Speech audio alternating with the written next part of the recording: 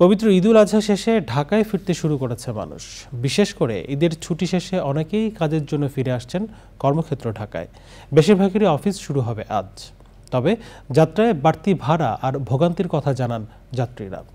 বিস্তারিত আল মুকসিদের রিপোর্টে।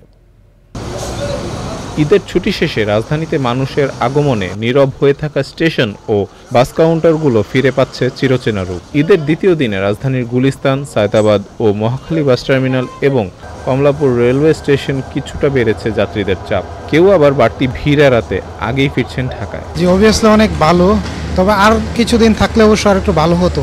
এদের আনন্দটা পুরোপুরি কাটাইতে পারলে বাড়িতে ওটা আর একটু ভালো হতো আর কি। হ্যাঁ, তেমন ছিল না, তেমন যাত্রী ছিল না আর কি, একদম ফ্রিভাবে আসতে পারছি কমফোর্টেবলি। কোনো ভোগান্তি ছিল না, কোনো অতিরিক্ত ভাড়া ছিল না।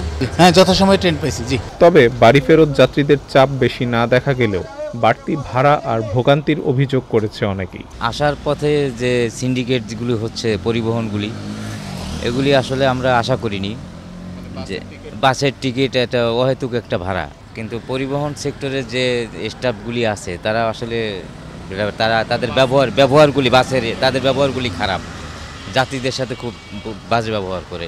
দুই একদিনের মধ্যেই সড়ক, নৌ ও রেলপথে যাত্রীদের চাপ বাড়বে বলে মনে করছেন সংশ্লিষ্টরা। আল মুকসিদ, চ্যানেল আই, ঢাকা।